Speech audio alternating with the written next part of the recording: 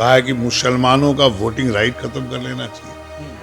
अरे यार, क्या बोल रहे हो? सबका अधिकार समान है। इससे देश को बांटने का काम कोई नहीं कर सकता।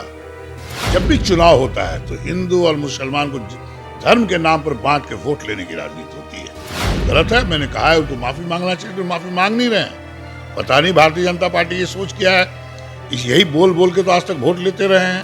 पास कीजिए सदन में, मुसलमानों को वोटिंग राइट नहीं मिलेगा, कौन रोकता है आपको? देखिए क्या होता है। माननीय मुख्यमंत्री दबाव में या पद के लोभ में या मुख्यमंत्री के लोभ में आज भारतीय जनता पार्टी के साथ हैं। जिस तरह का बयान आ रहा है उनको सोचना चाहिए और उनको भारतीय जनता पार्टी से संबंध तोड़ना चाहिए। नमस्कार, आप देख रहे हैं लाइव सिटीज और आपके साथ मैं हूं वसीम खान।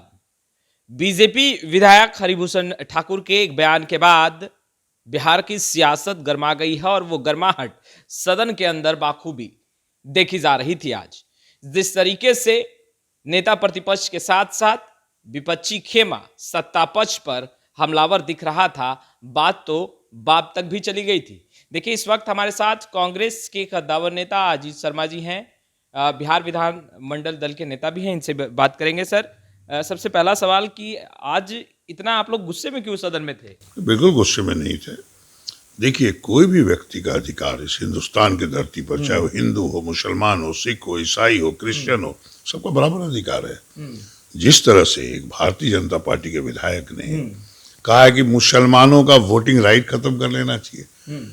अरे यार, क्या बोल रहे हो? सबका अधिकार समान है। इससे देश को बांटने का काम कोई नहीं कर सकता। और जो यहाँ पैदा ले लिया, जन्म ले लिया, वो यहाँ का नागरिक है, चाहे वो हिंदू हो, मुसलमान हो, सिख हो, ईसाई हो, क्रिश्चियन हो, कोई भी हो। आप आदरणीय शहनवाज जी हमारे इंडस्ट्री मिनिस्टर हैं, वो भारतीय जनता पार्टी के हैं, मंत्री भी हैं। तो क्या उनका सदस्यता वोटिंग का ले लीजिएगा। यहाँ के चीफ सेक्रेटरी सुभानी जी हैं, उनका क्या वोटिंग राइट आप ले लीजिएगा। इस तरह का बयान, जब भी चुनाव होता है तो हिंदू और मुसलमान को धर्म के नाम पर बांट के वोट लेने की राजनीति होती है। ये आप जानते हैं कि नागरिकता कोई नहीं ले सकता। जो मुसलमान भाई भी यहाँ पैदा लिए हैं वो यहाँ के नागरिक हैं, कोई नहीं ले सकता। सच्चाई यही है। लेकिन इस तरह का आप बोल के मोबिलाइज करने के लिए हिंदुओं को, ये बिल्कुल गलत है। मैंने कहा है उनको माफी मांगना चाहिए, तो माफी मांग नहीं रहे हैं। पता नहीं भारतीय जनता पार्टी की सोच क्या है। यही बोल बोल के तो आज तक वोट लेते रहे हैं। इसलिए हम लोगों ने सदन में कहा कि उनको माफी मांगना चाहिए। इस लोकतंत्र की हत्या नहीं हो सकती, संविधान की हत्या नहीं हो सकती। भारतवर्ष में सब लोग एक हैं और पूरे भारत को बनाने में चाहे कुर्बानी दी हो, आजादी के समय भी मुसलमान ने भी दी है, हिंदू सब लोगों ने दिया है। सब लोग का हिंदुस्तान है। हरिभूषण ठाकुर कह रहे हैं कि ना वो अपना बयान वापस लेंगे और ना ही माफी मांगेंगे। वो क्या कह रहे हैं, लेकिन देश की जनता देख रही है और बिहार की जनता देख रही है। उनका जो ये बयान है बिल्कुल देश हित में नहीं है, बिहार के हित में नहीं है, समाज के हित में नहीं है। और आपको बता दें, वो अगर माफी न मांगे उनकी बात है। हम तो अध्यक्ष महोदय से आग्रह किया है, स्पीकर साहब से, तो उनको माफी मांगना चाहिए। हम लोग बैठक में भी कहा है, अगर माफी नहीं मांगते उनकी अपनी बात है, लेकिन उनको जनता माफ नहीं करेगी, देश का संविधान माफ नहीं करेगा। लोकतंत्र की हत्या करने का किसी को अधिकार नहीं है। अच्छा, ऐसा क्या हो गया था अजीत शर्मा जी की बात जो है वो सदन के अंदर बाप तक चली गई कि किसी के बाप का हिंदुस्तान नहीं? वो मतलब ये था, शहनवाज जी ने बहुत अच्छी बात बोला, जो यहाँ पैदा लिया है, नागरिक है, वो उसका वोटिंग राइट है। उन्होंने बहुत अच्छी बात बोला और हम भी चाहते हैं। बाप का मतलब है वो बिहारी देहाती भाषा में है, किसी के बाप के औकात नहीं है किसी को किसी की नागरिकता वोटिंग राइट छीन ले, इस पर बोला गया है। किसी को औकात नहीं है। आप वोट की राजनीति के लिए बोल दिए हैं, लेकिन क्या वो भारतीय जनता पार्टी के विधायक और पूरे केंद्र में सरकार है, एनडीए, बिहार में एनडीए की सरकार है, अगर आपको वोटिंग राइट प्रस्ताव ले आइए ना, पास कीजिए सदन में, मुसलमानों को वोटिंग राइट नहीं मिलेगा, कौन रोकता है आपको? देखिए क्या होता है। आप किसी की नागरिकता नहीं ले सकते। सब लोग हिंदुस्तानी और हिंदुस्तानी बने रहेंगे। अजीत शर्मा जी, सबसे बड़ा सवाल यहाँ पर ये उठता है कि सदन के अंदर जिस तरीके से हंगामा हो रहा था और पूरा जिस तरीके से हरिभूषण ठाकुर जी का बयान निकल कर आया, पर मुख्यमंत्री नीतीश कुमार की चुप्पी बहुत बड़ा सवाल खड़ा करे, क्योंकि समाजवादी नेता कहे जाते हैं और ऐसे में मुसलमानों का वोटिंग राइट छीनने की बात आना और सदन में इतना हंगामा हो जाना और चुप्पी साधे रहना। देखिए, मैं माननीय मुख्यमंत्री को भी सेकुलर आदमी मानता हूँ। मैं भी उनको बहुत दिनों से जानता हूँ, जेपी मूवमेंट से मैं जानता हूँ। ठीक है, हमसे सीनियर रहे हैं वो कॉलेज में, लेकिन मैं उनको मानता हूँ। समाजवादी तो हैं ही वो।